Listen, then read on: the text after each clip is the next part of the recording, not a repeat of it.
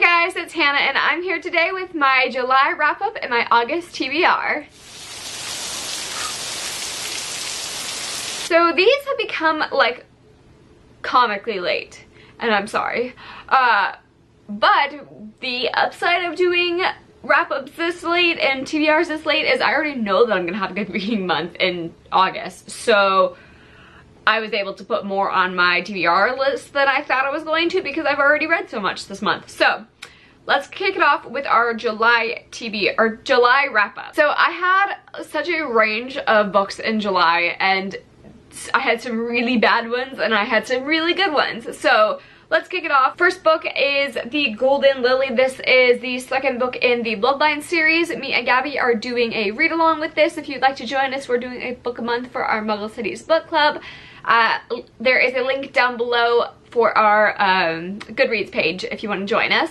But I gave this a 5 out of 5 stars. I'm having such a fun time reading through this, and the more I read, the more the series is getting better, and I'm remembering how much I love these characters and how it's such a different dynamic than at Vampire Academy, but you still get that same like feel, and you get engrossed in her characters just as much as you do in Vampire Academy, and I've been having such a great time reading through this. So 5 out of 5 stars for Golden Lily. Next up for our Muggle Studies book club pick, we also picked My Lady Jane.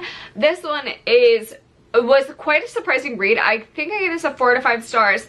This one is so interesting because I wasn't expecting such a magical element, and I wasn't expecting such like fun with it. So this is all about My Lady Jane Grey. It's like a historical fiction, and it is so endearing because it's following Lady Jane Grey and King Edward, but the plot twist in this is that there is something called Ethians, and Ethians turn into animals, and they are people, but they turn into animals, and that is such an interesting twist in this, and I had a lot of fun reading through this. So I'm kind of excited to pick up the next one, which is My Plain Jane, which just came out. If you read this, let me know down below.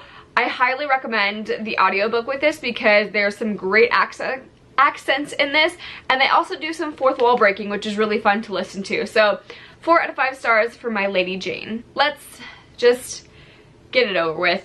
I read Love, Life, and the List, or I listened to Love, Life, and the List by Casey West. I'll pop a picture up here.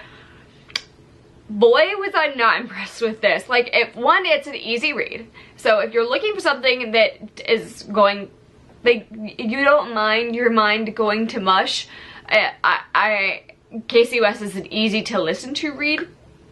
However, what I really, really disliked about this is the message that it sends to people. So the whole story is a premise on a girl who's an artist, and she wants to showcase her work in this gallery, and they say like she's not fully developed as an artist and she doesn't have these life experiences, right? So that makes sense.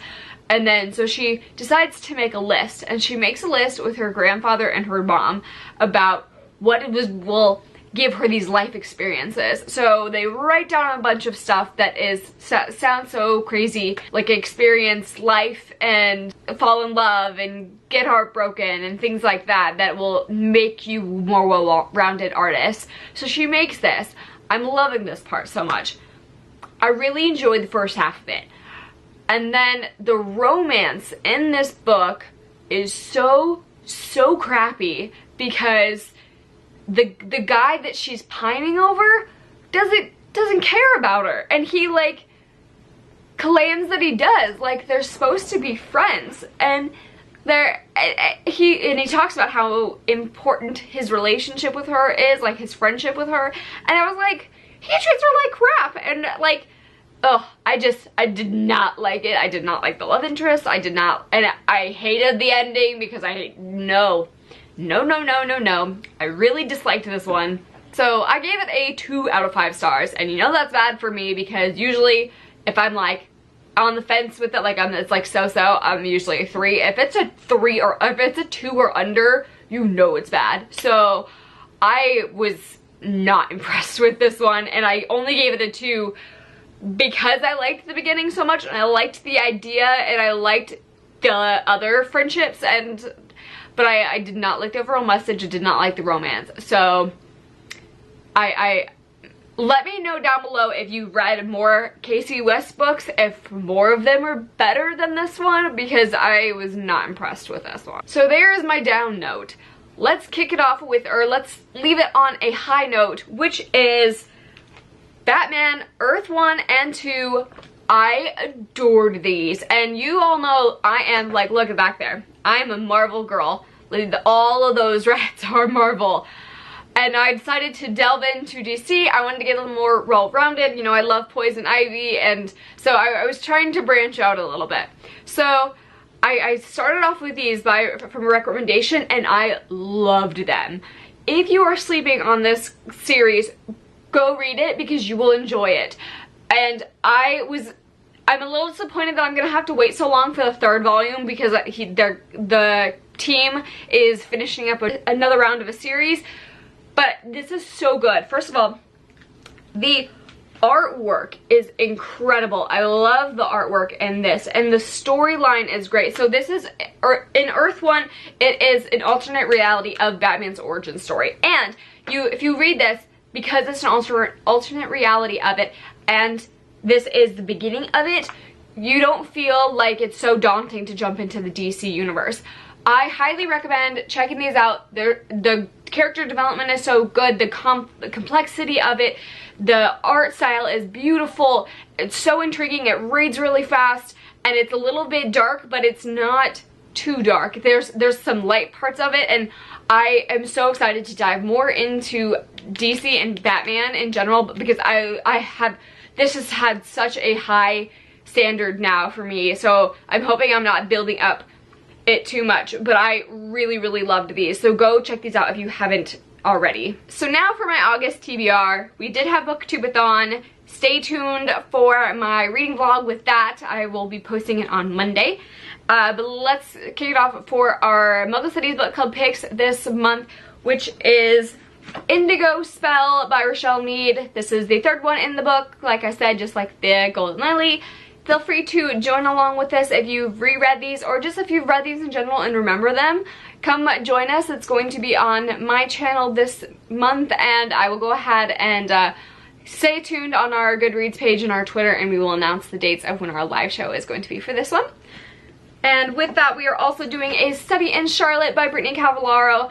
I have been wanting to take this up so much, one, because if you guys don't know, I love Sherlock Holmes. I love Sherlock and Watson and the way that they play off each other. My cats are named Sherlock and Watson.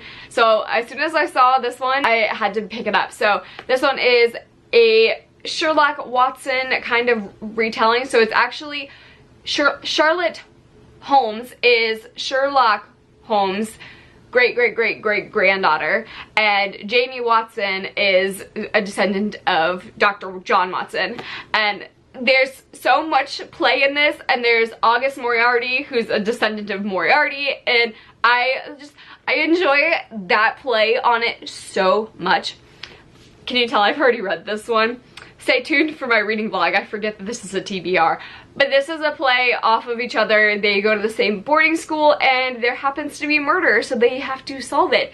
And you have the same kind of tropes that Sherlock and Watson, you come to expect. Sherlock's abrasive personality and his drug use and things like that. So this is our Muggle Studies book club pick for August. Next up is some graphic novels I saw in my local library, and I had to pick them up because I enjoyed the first couple of volumes so much. They were just like fun, fluffy reads, and they kind of, you treat them like junk food because it's like you inhale them, and there's not a lot of substance to it, but it's so fun. So I picked up Giant Days. I have 4, 5, 6, and 7, and like these are just fun, easy reads that you can zone out. It's nothing heavy, and they're just a good time. It's following 3 girls in college in the UK and their shenanigans and what they deal with, and it's just a good time. Next up, I am still reading The Cheerleaders by Cara Thomas. This is all about a girl whose sister committed suicide, and she committed suicide after all of her friends on the cheerleading squad died or got murdered in a vicious manner within a couple of months each other. And it's their 5-year anniversary, and she starts to find things that are odd, and so she's starting to reopen up her case because she doesn't think that her sister would have committed suicide. Everybody says that she's not the type, and so she digs into that and about her mental health, and it is a YA thriller, and I'm almost finished with it right now. But it's really fast-paced, and it's just an enjoyable read. So stay tuned for my August wrap-up for my full rating on this. Next up for the month of August, picking up Gemina from the Illuminae Files by J. Kristoff.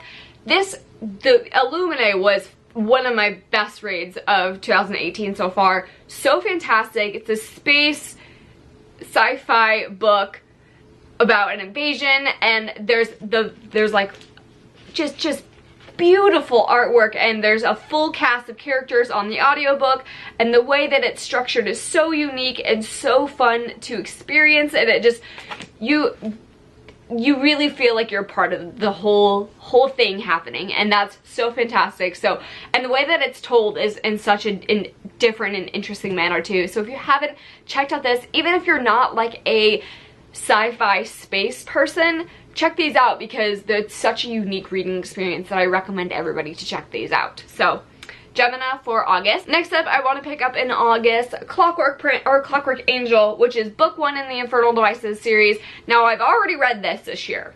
However, I read it, listened to it really fast, so I want to reread it to catch things because I know I didn't catch everything in here. And I do want to appreciate this because I listened to this fast because I wasn't the biggest fan of the Mortal Instruments series. So the Infernal Devices, the first book, I really enjoyed. So I want to go back and listen to it and catch things I didn't before.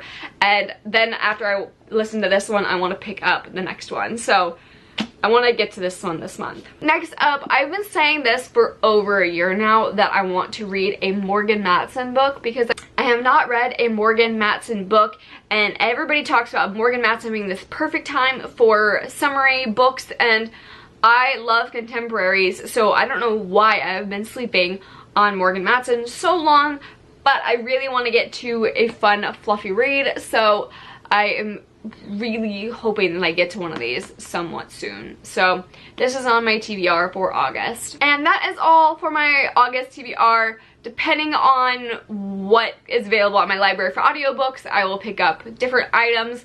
It's kind of just at a whim, and I don't like to wait, so I just scroll through until something catches my eye.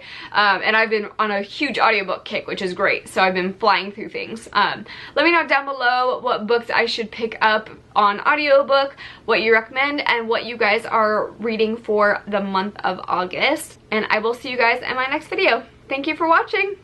Bye!